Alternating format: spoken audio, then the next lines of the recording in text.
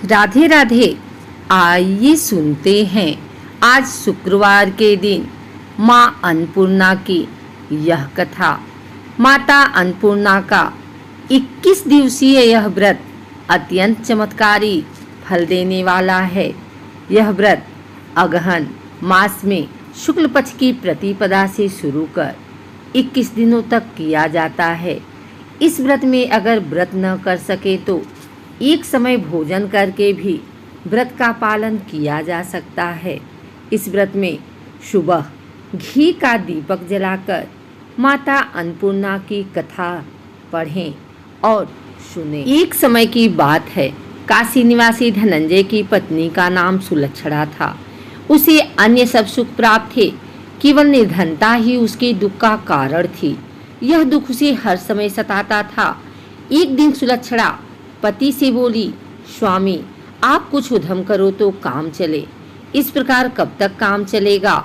सुलक्षणा की बात धनंजय के मन में बैठ गई और वह उसी दिन विश्वनाथ शंकर जी को प्रसन्न करने के लिए बैठ गया और कहने लगा, हे देवाधिदेव विश्वेश्वर, मुझे पूजा पाठ कुछ आता नहीं है, केवल तुम्हारे भरोसे बैठा हूँ। इतनी विनती करके वह 2-3 दिन भूखा प्यासा बैठा रहा। यह देखकर भगवान शंकर ने उसके कान में अन्नपूर्णा अन्नपूर्णा अन्नपूर्णा इस प्रकार 3 बार कहा। यह कौन क्या कह गया?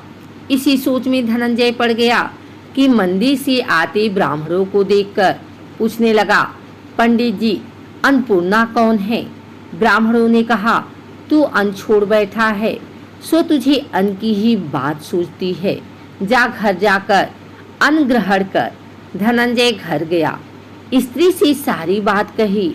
वह बोली, नाथ चिंता मत करो, स्वयं शंकर जी ने यह मंत्र दिया है, वे स्वयं ही खुलासा करेंगे। आप फिर जाकर उनकी आराधना करो।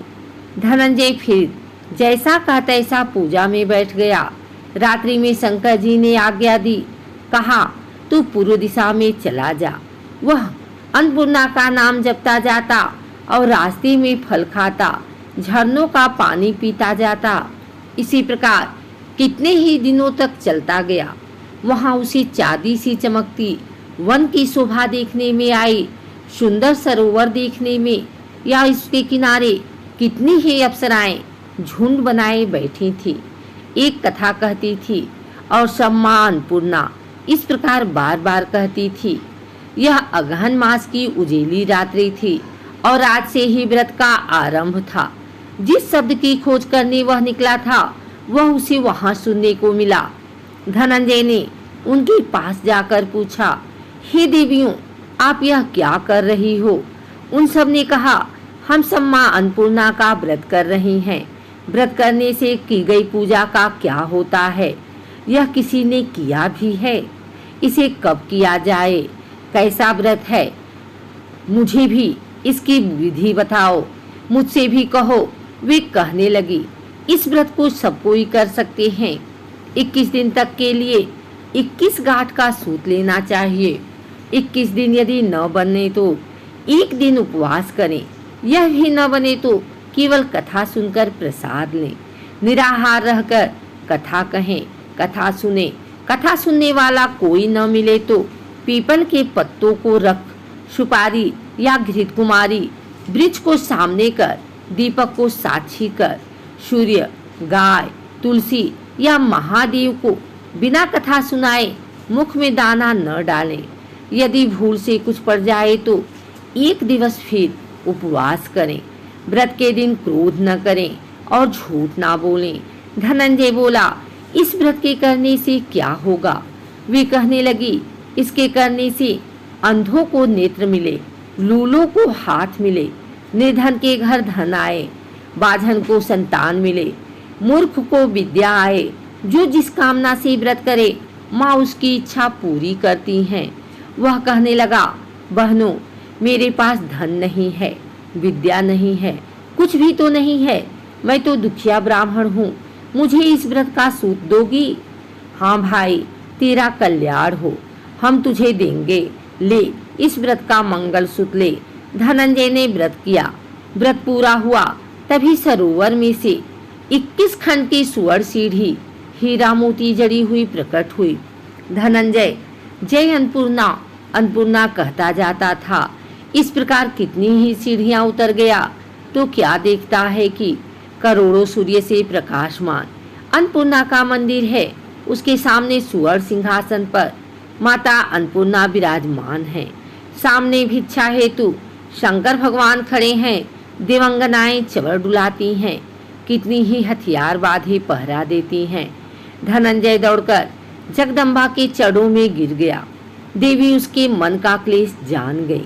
धनंजय कहने लगा, माता आप तो अंतर्यामिनी हो, आपको अपनी दशा क्या बताऊं। माता बोली, मेरा व्रत किया है, जा संसार तेरा सत्कार करेगा। माता ने धनंजय की जिह्वा पर बीज मंत्र लिख दिया। अब तो उसके रोम रोम में विद्या प्रकट हो गई। इतने में क्या देखता है कि वह काशी विश्वनाथ के मंदिर में खड़ा है। माँ का वरदान ले धनंजय घर आया। सुलक्षणा से सब बात कही। माता जी की कृपा से उसके घर में संपत्ति उमड़ने लगी। छोटा सा घर बहुत बड़ा गिना जाने लगा। जैसे शहद के छत्ते में मक्खियां जमा होती हैं, उसी प्रकार उनके सगे संबंधी आकर उसकी बड़ाई करने लगे। कहने लगे, इतना धन और इतना बड़ा घर, सुंदर संतान नहीं तो इस कमाई का कौन भोग करेगा। सुलक्षणा से संतान नहीं है, इसलिए तुम दूसरा विवाह करो। अनिच्छा होते हुए भी धनंजय को दूसरा विवाह करना पड़ा और सती सुलक्षणा को सौत का दुख उठाना पड़ा। इस प्रकार दिन बीतते गए। फिर अगहन मास आया। नए बंधन से बंधे पति से सुलक्षणा ने कहलाया कि हम व्रत के प्रभाव से सुखी हुए हैं, इस कारण यह व्रत छोड़ना नहीं चाहिए। यह माता जी का प्रताप है जो हम इतने संपन्न और सुखी हैं। सुलक्षणा की बात सुन धनंजय उसके पास आया और व्रत में बैठ गया। नई बहू को इस व्रत की खबर नहीं थी। वह धनंजय के आने की राह देख रही थी।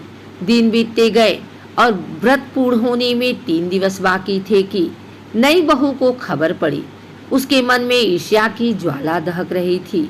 सुलक्षणा के घर आ पहुंची और उसने वहां भगदड़ मचा दी। वह धनंजय को अपने साथ ले गई। घर में धनंजय को थोड़ी देर के लिए निद्रा ने दबा दिया। इसी समय नई बहू ने उसका व्रत का सूत तोड़कर आग में फेंक दिया। अब तो माताजी का कोप जाग गया। घर में अकस्मात आग लग गई। सब कुछ जलकर खाक हो गया। सुलक्षणा जान गई और पति को फिर अपने घर ले आई। नई बहू रूठकर पिता के घर जा बैठी। पति को परमेश्वर मानने वाली सुलक्षणा बोली, नाथ घबराना नहीं, माताजी की कृपा अलौकिक है। पुत्र कुपुत्र हो जाता है पर माता कुमाता नहीं होती। अब आप श्रद्धा और भक्ति से आराधना शुरू करो, वे जरूर हमारा कल्याण करेंगी। धनंजय फिर माता के पीछे पड़ गया। फिर वही सरोवर सीढ़ी प्रकट हुई। उसमें मां अन्नपूर्णा कहकर वह उतर गया। वहां माताजी के चरणों में रुदन करने लगा। माता प्रसन्न हो बोली, यह मेरी स्वर्ण की मूर्ति ले, उसकी पूजा करना, तू फिर सुखी हो जाएगा। जा, तुझे मेरा आशीर्वाद है। तेरी स्त्री सुलक्षणा ने श्रद्धा से मेरा व्रत किया है, उसे मैंने पुत्र दिया है। धनंजय ने आंखें खोली तो खुद को काशी विश्वनाथ के मंदिर में खड़ा पाया। वहां से फिर उसी प्रकार घर को आया। इधर सुलक्षणा के दिन चढ़े और महीना पूरे होते ही पुत्र का जन्म हुआ। गांव में आश्चर्य की लहर दौड़ गई। मानता आने लगा। इस प्रकार उसी गांव के निसंतान सेठ के पुत्र होने पर उसने माता अन्नपूर्णा का मंदिर बनवा दिया। उसमें माताजी धूमधाम से पधारी, यज्ञ किया और धनंजय को मंदिर के आचार्य का पद दे दिया। जीविका के लिए मंदिर की दक्षिणा और रहने के लिए बड़ा सुंदर सा भवन दिया। धनंजय स्त्री पुत्र सहित वहां रहने लगा। माताजी की चढ़ावे में भरपूर आमदनी होने लगी। उधर नई बहू के पिता के घर डाका पड़ा, सब लूट गया। वे भीख मांगकर पेट भरने लगे। सुलक्षणा ने यह सुना तो उन्हें बुला भेजा, अलग घर में रख लिया और उनके अनवस्त्र का प्रबंध कर दिया। धनंजय सुलक्षणा और उसका पुत्र माताजी की कृपा से आनंद से रहने लगे। माताजी ने जैसे इनके भंडार भरे वैसे सबके भंडार भरे।